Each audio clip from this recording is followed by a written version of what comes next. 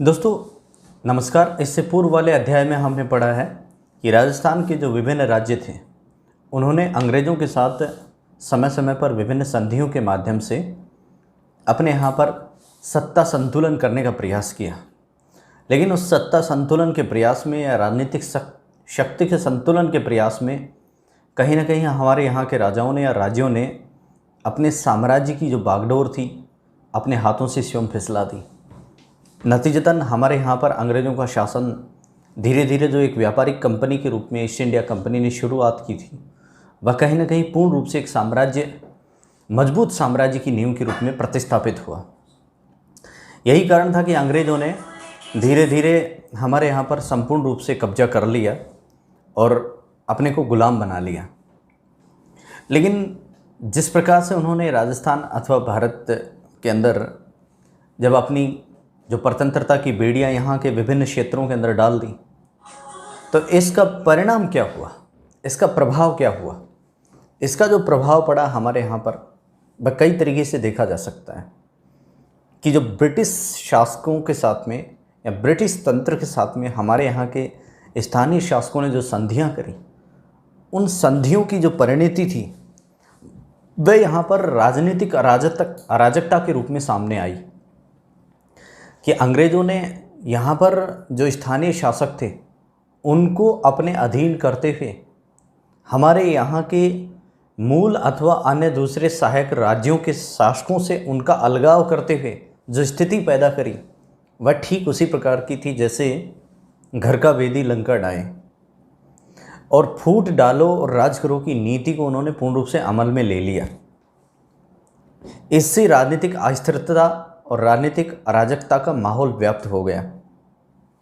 परिणामतः क्या हुआ, इन सब के साथ साथ धीरे धीरे जो शुरुआत के अंदर हम सहायता के रूप में अंग्रेज़ों से डिमांड कर रहे थे वह सहायता हमारे लिए एक बहुत बड़ा कंटक साबित हुई और इससे हमारे यहाँ पर अंग्रेज़ी शासन की जो नींव थी वह इतनी मजबूत हो गई कि उसके ऊपर भारत की आज़ादी तक एक विशालकाय महल का निर्माण हो गया। तो दोस्तों जब ये महल बन गया था तो भारत को तमाम तरीके से चाहे व्यापारिक हो, चाहे राजनीतिक हो, चाहे आर्थिक हो, कई आयामों की दृष्टि से भारत का शोषण किया गया और इस शोषण की जो कड़ी थी उसके अंदर भारत पूर्ण रूप से ब्रिटिश शासन का औपनिवेशिक राष्ट्र बन गया। लेकिन जब औपनिवेशिक राष्ट्र बन गया तो भारत की जो व्यवस्था थी उसके ऊपर क्या प्रभाव पड़ा, यही हमारा आज का विषय है कि ब्रिटिश आधिपत्य का भारतवर्ष मूल रूप से हम राजस्थान के परिप्रेक्ष्य में पढ़ेंगे कि उसके ऊपर क्या प्रभाव पड़ा, उसके क्या परिणाम निकले। तो दोस्तों इसकी पृष्ठभूमि सबसे हम पहले शुरू करते हैं। इसकी पृष्ठभूमि में देखते हैं कि राजस्थान के जो देशी राज्य थे उन्होंने अंग्रेज़ों की कंपनी के साथ में संधियां जो करी थी सन 1818 में उनकी मूल रूप से वास्तविकता में शुरुआत हुई। हालांकि इससे पूर्व भी 1798 में जो लॉर्ड वेलेस्ली की जो सहायक संधि थी उसको अपना लिया गया था। लेकिन इसके बाद में एक महत्वपूर्ण संधि के रूप में जो संधि प्रस्तावित की गई थी आश्रित पार्थक्य की नीति अधीनस्थ संधि 1818 में, उसको विभिन्न देशी राज्यों के साथ में अंग्रेज़ों ने की थी। इससे मराठों के द्वारा जो अराजकता का माहौल हमारे यहाँ पर व्याप्त था वह धीरे धीरे समाप्त हो गया। ऐसा नहीं कह सकते बल्कि हम इसको ऐसा कह सकते हैं कि मराठों ने जिस प्रकार से हमारे यहाँ के शासकों के साथ में साम्राज्यवाद विस्तार को अपनाने के लिए छल कपट किया था उसका लगभग अंत हो गया। लेकिन उससे कहीं ज़्यादा छल कपट अंग्रेज़ों का था जो बापर्दा होना बाकी था, यानी कि जिसका खुलासा होना बाकी था। और राज्य की बाह्य सुरक्षा के बारे में भी हम निश्चित हो गए। हमें यह लगने लगा था कि अब हम इतने सुरक्षित हैं अंग्रेज़ों के शासन में कि अब हमें कोई परेशान नहीं करेगा, क्योंकि उसका एक कारण था कि अंग्रेज़ों की जो ईस्ट इंडिया कंपनी थी उसको बाह्य आक्रमणों से हमारे यहाँ की सुरक्षा व्यवस्था का जिम्मा दे दिया गया था कि भारतीय राज्यों की सुरक्षा का दायित्व किस पे होगा, ईस्ट इंडिया कंपनी पे होगा। स्पष्ट रूप में देशी रियासतों पर कोई अधिक आर्थिक भार भी नहीं पड़ा, क्योंकि वे लोग इससे पूर्व वाले अध्याय में हमने आपको बताया था संधियों वाले में कि हम मराठों को लागबाग दिया करते थे, जिसे खिराज का नाम दिया जाता था। तो उस खिराज को अंग्रेज़ों ने कुछ कारणों से, मतलब मीठा लॉलीपॉप देते हुए हमारे को पाबंद कर दिया, चाक चौबंद कर दिया कि आप मराठों को ये खिराज मत दीजिए, हमें दीजिए, और हम आपकी सुरक्षा कंपनी के माध्यम से सुनिश्चित करेंगे। अतः राजा खुश हो गए कि उनका निरंकुश शासन अब चलता रहेगा। लेकिन राजाओं को वास्तविकता का मालूम नहीं था कि यह सहायता कितनी उनके लिए कड़वी और ख़तरनाक साबित होगी। उनको ये लगने लगा था कि अंग्रेज़ तो सहायता कर रहे हैं और अब आप चाहें जो मस्ती करें, और आपके ऊपर बाहर से कोई आक्रमण भी नहीं करेगा। तो राजाओं को संधियाँ जो की गई वो इतनी आकर्षक लगने लगी कि उन्होंने अंग्रेज़ों की जो कंपनी थी उसकी ईमानदारी पे कोई शंका नहीं की, और तमाम जो संधियाँ की गई उन पर निष्फिक्र होते हुए हस्ताक्षर कर दिए। लेकिन इनमें भारतीय राजस्थान के राजाओं के अंदर एक बड़ा शाना, अथवा यूँ कह सकते हैं बड़ा समझदार राजा भी था, महारावल चंद्रवीर सिंह बांसवाड़ा का, जिसने संधि पत्र पर हस्ताक्षर करते समय, हालांकि वो देरी से हुआ था, जो तो आज़ादी के समय की बातें हैं कि मैं अपने डेथ वारंट पर हस्ताक्षर कर रहा हूँ, विलय की बातें हैं, लेकिन हम बहुत देर से चेते थे, तब तक बहुत देर हो चुकी थी।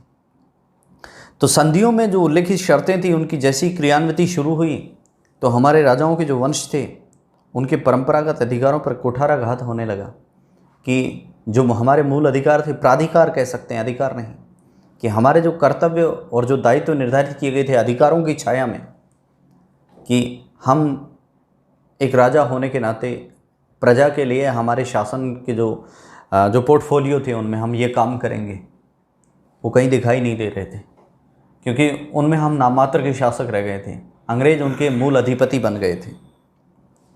वहीं कंपनी ने राज्यों के आंतरिक मामलों में हस्तक्षेप करना शुरू कर दिया था और देशी नरेशों की प्रभुसत्ता पर चोट करनी शुरू कर दी थी, क्योंकि राजा थे वो स्वतंत्र रूप से कोई निर्णय नहीं ले पाते थे। क्योंकि उनके ऊपर क्यों नहीं ले पाते थे, इसका प्रीलिम्स में एक सवाल बनता है और उसका उत्तर होगा सीधा पॉलिटिकल एजेंट की नियुक्ति, कि तमाम प्रकार के राजनीतिक जो निर्णय होते थे पॉलिटिकल एजेंट जो होता था वह ही करता था। हालांकि राजा उनके सलाहकार के रूप में कार्य करते थे और उनकी स्थिति कंपनी के सामंतों अथवा जागीरदारों जैसी हो गई, और राजा थे वो महज जिस प्रकार से अंग्रेजों के आने से पूर्व राजाओं के साथ सामंत कार्य किया करते थे ऐसे कार्य करते रह गए। कंपनी की नीतियों से सामंतों के पद, मर्यादा और अधिकारों को भी चोट लगी और कंपनी द्वारा अपनाई गई आर्थिक नीतियों के फलस्वरूप या परिणाम स्वरूप राजा, सामंत, किसान, व्यापारी, शिल्पी और मजदूर सभी वर्ग, यानी यूँ कह सकते हैं कि हर एक तबका परेशान हुआ, पीड़ित हुआ, शोषित हुआ।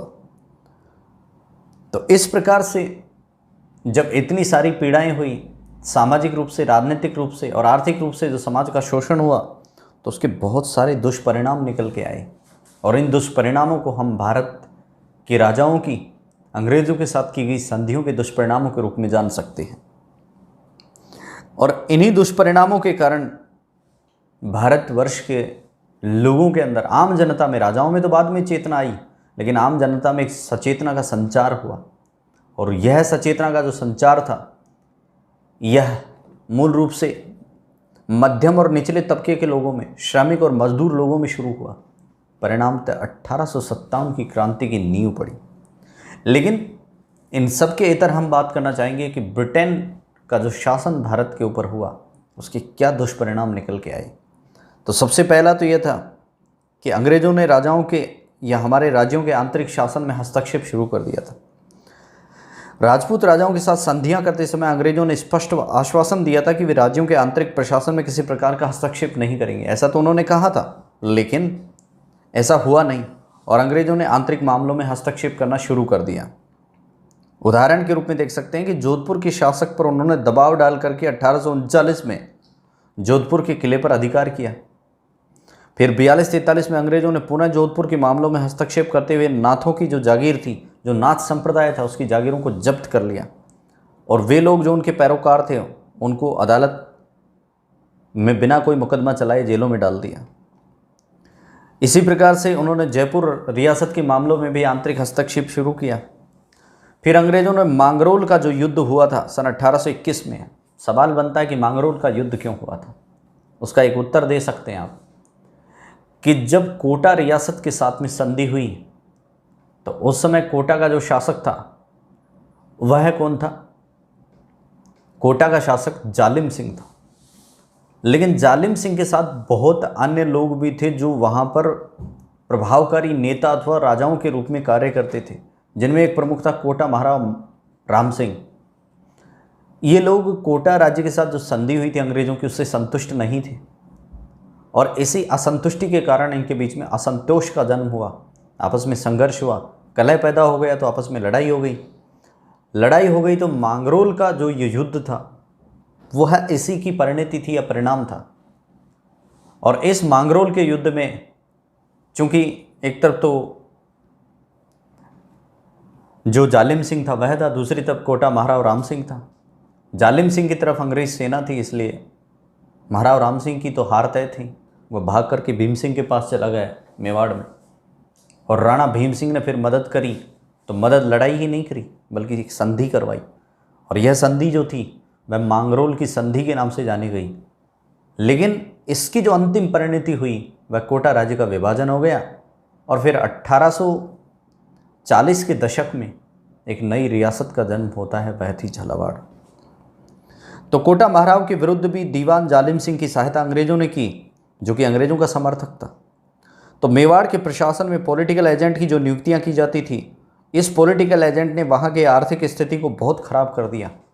वह अपने हिसाब से लाग बागें तय करता था, अपने हिसाब से आर्थिक निर्णय लिया करता था।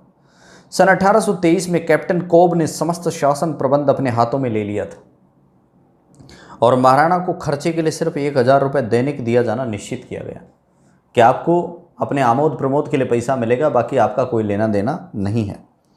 इस प्रकार संधियों की शर्तों के विपरीत अंग्रेजों ने राज्यों के आंतरिक प्रशासन में हस्तक्षेप किया, बाह्य प्रभुसत्ता के साथ आंतरिक स्वायत्तता खत्म कर दी और धोखा और छल कपट किया।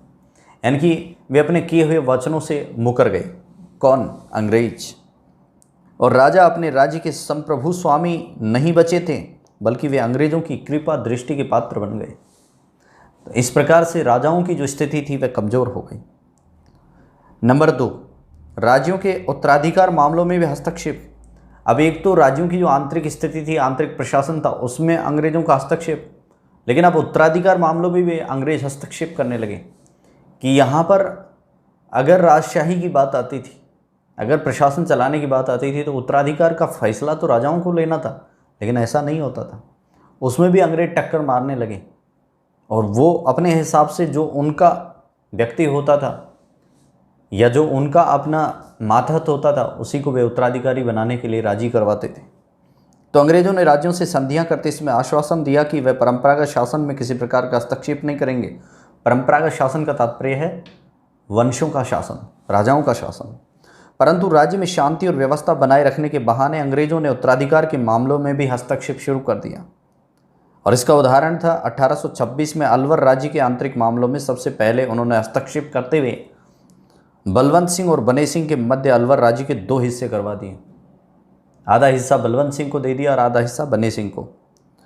फिर भरतपुर रियासत के उत्तराधिकार के मामले में 1826 में अंग्रेजों ने लोहागढ़ दुर्ग को घेर कर उसे नष्ट कर दिया, और बालक राजा, उस समय जो पूर्ण वयस्क राजा नहीं थे बलवंत सिंह, उनको गद्दी पर बिठा दिया, और पॉलिटिकल एजेंट जो उनका होता था उसके अधीन एक काउंसिल परिषद की स्थापना कर दी, जो प्रशासन का संचालन करने लगी, और बालक राजा बलवंत सिंह को नाममात्र का शासक थोप दिया। अंग्रेजों ने अपने समर्थक उम्मीदवारों को उत्तराधिकारी बनाकर राज्यों में इसी प्रकार से अपनी राजनीतिक संप्रभुता की स्थापना शुरू करी। यानी कि वे उस व्यक्ति को बनाते थे, या तो वो कमज़ोर होता था, या शासन प्रशासन का जानकार नहीं होता था, या फिर उनका कृपा पात्र होता था। तो कुल मिलाकर अप्रत्यक्ष रूप से वे उत्तराधिकार मामलों में भी हस्तक्षेप करने लगे, और इसका एक ही परिणाम था साम्राज्यवाद का विस्तार। जिस राज्य का उत्तराधिकारी अल्पवयस्क होता था वहाँ पर वे एजीजी, ठीक है ना, उस रेजिडेंट की अध्यक्षता में वे अपने समर्थकों की एक परिषद की स्थापना करते थे और नियंत्रण कर लेते थे संपूर्ण प्रशासन पर। इसी प्रकार से 1835 में जयपुर में शासन संचालन के लिए पॉलिटिकल एजेंट के निर्देशन में एक सरदारों की समिति का गठन किया गया, और अंतिम में 1844 में बांसवाड़ा में महाराजा लक्ष्मण सिंह की नाबालिगी थी कि लक्ष्मण सिंह थे जो वे वहाँ पे क्या थे, नाबालिग थे। तो प्रशासन पर अंग्रेजी नियंत्रण रहा था। गोद लेने का अगर कहीं सवाल आता था उत्तराधिकारी नहीं होने की वजह से, तो इसका निर्णय भी अंग्रेजी किया करते थे। तो प्रत्यक्ष रूप से हम कह सकते हैं कि उनका इसमें दखल अंदाजी शुरू हो गई थी। नेक्स्ट है राज्यों की कमज़ोर वित्तीय स्थिति। साथ ही साथ अंग्रेज़ों के यहाँ पर सत्ता हथियाने से राज्यों की स्थिति बड़ी कमज़ोर हो गई, आर्थिक रूप से वे काफ़ी पिछड़ गए। तो संधियों के द्वारा राजपूत राज्यों को मराठों और पिंडारियों की लूट मार और बार बार की आर्थिक मांगों से तो छुटकारा मिल गया, मगर अंग्रेज़ों ने प्रारंभ से ही खिराज की प्रथा लागू करके आर्थिक शोषण की नीति अपना ली थी। यानी कि इसको स्पष्ट रूप से हम कहें कि मराठा, पिंडारी, होलकर, सिंधिया, ये सब यहाँ पर राजपूताना को लूटने के लिए आतुर थे।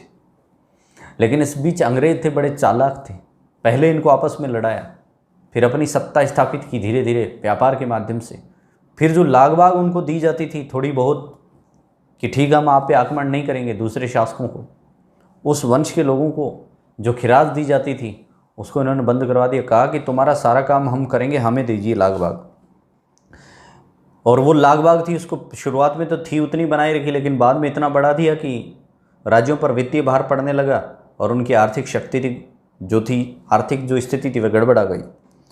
यदि खिराज का भुगतान समय पर नहीं होता था तो अंग्रेज उन पर चक्रवृद्धि ब्याज लगाकर खिराज वसूलते थे।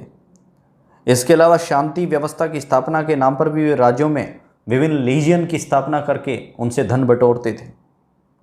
युद्ध की परिस्थितियों में राजाओं को धन देने के लिए बाध्य किया जाता था। इसी प्रकार से कंपनी के द्वारा जो सेना रखी जाती थी उसका खर्चा भी राजाओं पर डाला जाता था। और यदि राजा ऐसा करने में असमर्थ होता था तो राज्य का कुछ भाग कंपनी अपने अधीन कर लेती थी।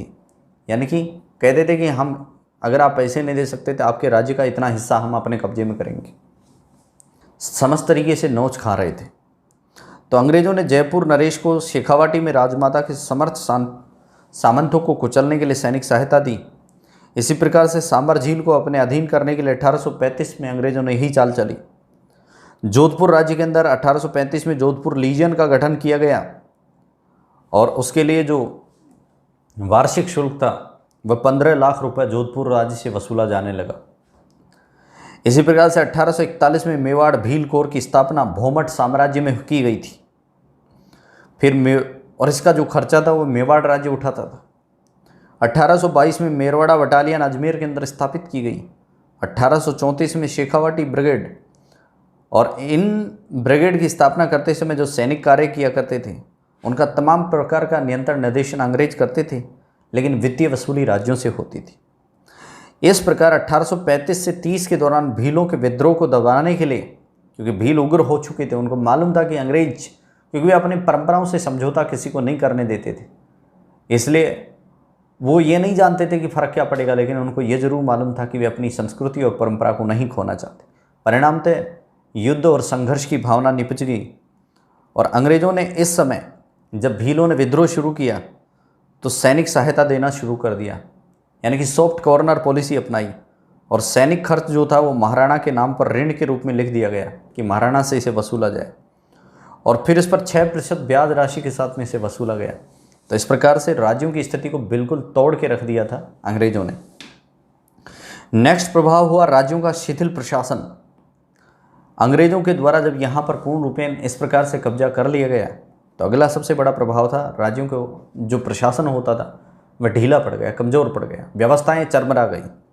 तो संधियों के बाद राजपूत राज्यों को बाह्य आक्रमणों का भय तो रहा नहीं, इसलिए वे अपनी आंतरिक स्थिति को या बाह्य स्थिति को मजबूत करने पर कोई ध्यान नहीं देते थे। आंतरिक विद्रोह के समय भी अंग्रेजी सहायता उनको उपलब्ध हो जाती थी तो वो निठल्ले हो गए, आलसी हो गए। प्रशासनिक मामलों में सारा काम ताम रेजिडेंट देखा करता था। धीरे धीरे राजाओं ने प्रशासन पर भी इस प्रकार से अपना नियंत्रण खो दिया, चाहे वे राजनीतिक रूप से हो चाहे प्रशासनिक रूप से हो। वे रेजिडेंट अथवा अंग्रेजों की इच्छा के अनुसार शासन संचालन चलाने के लिए रबड़ की मोहर मात्र रह गए थे। आप सभी जानते हैं कि वे नाम मात्र के शासक थे, तो केवल उनकी मोहर लगती थी, बाकी काम तो प्रशासनिक अथवा राजनीतिक जो होता था वो अंग्रेज ही किया करते थे। रेजिडेंटों ने प्रशासन में अपने समर्थक व्यक्ति की नियुक्ति कर दी। बांसवाड़ा का शासन मुंशी शहामत अली खान के हाथों में था। इसी प्रकार से अलवर का प्रशासन अहमद बख्श खान के नियंत्रण में था। तो जयपुर राज्य में 1835 में अंग्रेज समर्थक जेठाराम को सर्वे सर्वा बना दिया गया। ये लोग अंग्रेज़ों के पैरोकार के रूप में काम करने लगे। राजाओं का प्रशासन में महत्व नहीं होने से प्रशासन के प्रति वे उदासीन भी हो गए। जाहिर सी बात है, वे समय समय पर जो राजा होते थे वे जब उदासीन होते गए तो वे आमोद प्रमोद में ध्यान देने लगे, अय्याशी में ध्यान देने लगे। वे विभिन्न प्रकार की रंगरेलियाँ सुरा सुंदरियों के भोग में अपना समय गुजारने लगे। परिणामतः कई ऐसे राजा भी थे कि जो यूरोपीय देशों की यात्राओं में घूमने लग गए। अंग्रेज उनके लिए व्यवस्था कर देते थे, बस वे उनमें घूमने में अपना समय व्यतीत करने लगे। इधर अंग्रेज हमें लूट के अंदर से खोखला बना दिया। उनके महलों के अंदर रानियों के स्थान पर वेश्याएं गणिकाएं गौरव पाने लगी। ये आप समझते हैं। और प्रशासन की शिथिलता का दुष्परिणाम जन सामान्य को भुगतना पड़ा। राजाओं पर कोई असर नहीं हुआ, अंग्रेजों पर कोई असर नहीं हुआ, लेकिन प्रत्यक्ष रूप से अगर किसी का सत्यानाश हुआ तो वो यहाँ की आम जनता थी। सामंत और राज्य कर्मचारी जनता को विभिन्न प्रकार से पीड़ित करने लगे। कई प्रकार के शोषक वर्गों का उदय हो गया और इसकी परिणति कृषक आंदोलनों के रूप में हुई। फिर किसानों ने इसका विद्रोह किया कि हमारी तरफ कोई ध्यान ही नहीं दे रहा है। अब क्या होता है कि जो सबसे बड़ा कुठाराघात था, सबसे बड़ा जो दुष्परिणाम था अंग्रेजी शासन का, वह था हमारे किसानों और जनसाधारण के हितों पर, कि हमारे किसानों के साथ में और हमारी जो आम जनता थी उसके साथ में ये बड़ी चोट हुई, धोखा हुआ, कुठाराघात हुआ।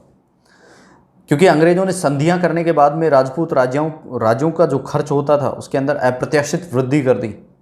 वो कैसे कर दी? एक तो क्या है, अंग्रेज उनसे विभिन्न माध्यमों से, चाहे खिराज के रूप में हो, चाहे सैनिक कंपनियों के माध्यम के रूप में हो, चाहे सहायता के रूप में हो, या लीजियंस की स्थापना के रूप में हो, या यूँ कहें कि तमाम प्रकार की व्यवस्था और शांति व्यवस्था को कायम रखने के लिए भी अंग्रेज राजस्व के अंदर से अपना हिस्सा बटाते थे। तो अंग्रेज़ों ने राज्यों से अधिकाधिक खिराज लेने का प्रयास करना शुरू कर दिया। रेजिडेंट और सैनिक बटालियन जो रखा करते थे, इसके लिए भी राजाओं को भी बाध्य करने लगे। इसके साथ साथ विभिन्न डेवलपमेंट के जो काम किया करते थे अंग्रेज हमारे यहाँ पर, जो विकास कार्य थे, जैसे रेलवे की स्थापना, सिंचाई की व्यवस्था, नहरों की व्यवस्था, सड़क इंफ्रास्ट्रक्चर, शिक्षा, चिकित्सा आदि पर राज्यों के खर्च के अंदर से ही वे इन सुविधाओं को हमारे यहाँ पर मुहैया कराते थे।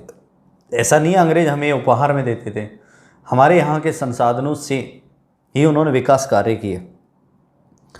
जबकि व्यापार पर अंग्रेजी आधिपत्य स्थापित हो जाने से राज्यों की आय थी उसमें कमी हो गई। अतः राज्यों के सारे खर्च की पूर्ति का भार भूमि कर पर ही आ पड़ा। अब राज्यों के पास में चूंकि कोई दूसरे संसाधन थे नहीं, फैक्ट्रियां हमारे यहाँ पर थी नहीं, अल्प विकसित अवस्था में थी, क्योंकि फैक्ट्रियों पर भी पूर्ण अधिकार किसका था? ईस्ट इंडिया कंपनी का था। अब हमारे पास आजीविका का स्रोत या राजस्व का एकमात्र स्रोत था कृषि। तो कृषि करने के साथ में भी आप कृषि ऐसे नहीं कर सकते थे, जो आपकी ज़मीन थी उसके ऊपर भी टैक्स लगा दिया गया, पानी सिंचाई पर भी टैक्स लगा दिया गया, उसमें भी हिस्से तय कर दिए गए। फसल भी आप किसान अपनी मर्जी से नहीं बो सकता था, जो अंग्रेज चाहते थे वही करता था, उसके अंदर से भी उनका शेयरांश निर्धारित कर दिया गया। कई बार तो ऐसी स्थिति हो जाती थी कि टैक्स को इतना बढ़ा दिया जाता था कि किसान बेचारा खेती नहीं कर पाता था। कई बार प्राकृतिक रूप से अकाल पड़ जाता था या उपज कम होती थी तो किसानों को निर्धारित भूमि कर जो होता था वह नकद राशि के रूप में भी देना पड़ता था।